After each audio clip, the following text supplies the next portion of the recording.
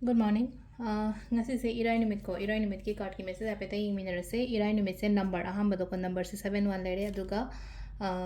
kaino dana color dana sky blue gumba kai gumba to minus na bibe ai ko kaino se apagi irai numit ki kaino se ko color se aduga number dana 71 ko 71 se haidi kadino number se khang da ba ko number se koina खुदांग कई इबे को नुटी सूम angel numbers ने को होने पीसे को high खुदांग high सूमायन 71 से साइगुम इब नत्र कंग चखल इब खोप माइन तौर याको अब इबसी हाई ओद इबीब को अखोको ओगुब कईगुब अदुमाइन इबियो अब सिम लेरे अखोना तब याबसे चाक थोंब खोपद हारसिनेको चाक थोंबदना घीगुब कईगुब अदुमाइन खितंग हापिरोको अदुदुमा लेरेको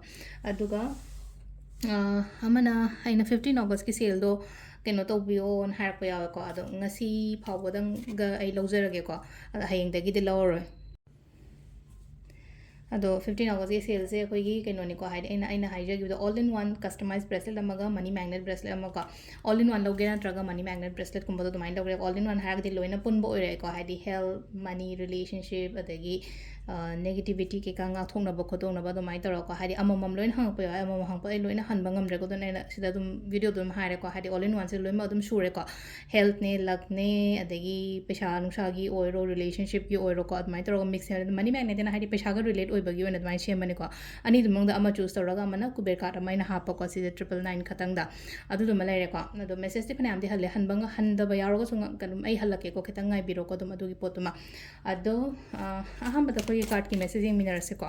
अदो कार्ड की मेसेज से कार्ड अहम खतंग लौथो येंगसे को नुतिगी लौथोको दुमाइना कोइना को 3 कार्ड सिदगी अमा खनबिर 1 कंसिडर 2 कंसिडर नत्रगा 3 कंसिडर को अदुदो खनबिरसेको कार्ड नंबर 1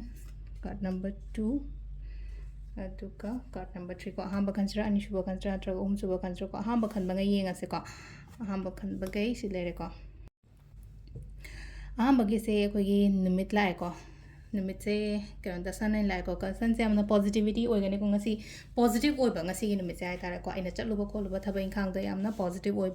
सक्सेस अदुमाइनगुंब हाइदि माइ पाक तौरूब तौरूब खुदिंगमक्ता माइ पाक अखोइना सुम हाइनेको हाइदि सुम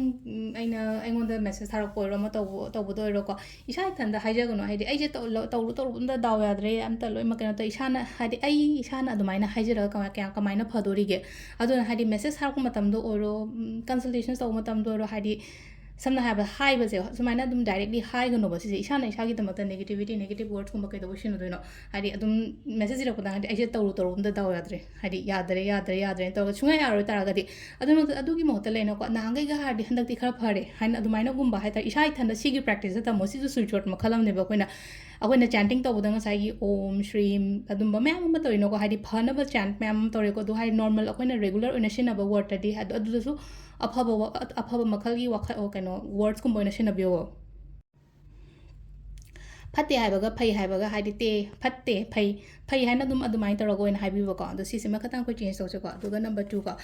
2 सिना खितंग कनो लाइको कॉन्फ्लिक्ट ओइबे मोंगदा लाइको ngasi जे खना चैनबो खोटबो ओइरो नत्रगा हाइदि खितंग नुंगाइतबो खोतबो दुमा एनर्जीज लेरेको मिना खना बरपसु यादो यारगदि मानबिरोनो खनरुनो कई काननिको हाइदि खनरुगा हाइदि अदुमाइ मरकता कनो चंगरोको असिजना नंबर 2 गी लेरेको नंबर 3 को नंबर 3 सिना हाइदिको अइना होनरिबा अइना तौरिबा खोले मैम से सिगी रिजल्ट रिवॉर्ड लोइना फंगनिको सिदा होनेको हाइदि सुबो नोंबा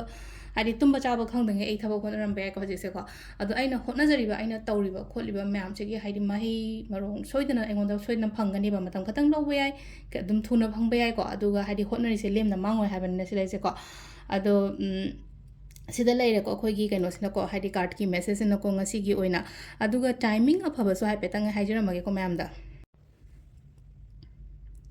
टाइमिंग्स ने की पुंग मरी गमनी नि फुमा पंदगिना पुंगा पनगमनी फुमा थोय फाउंग लेरे 13 गमनी 35 देना 12 गमनी 53 फाउंग लेरे अदगी मुंग निपान ग मिनिट 19 देना 8 गमनी 53 फाउंग लेरे को दुगा नुंदा थेंगमना 13 गमनी 35 देना नुंगालमदागी 3 गमनी 19 फाउंग लेरे को सिसना कोइगी ngasiगी ओइना फब टाइमिंग को अदो सिलेरे कोइगी डेली कार्ड मेसेज को मैम थैंक यू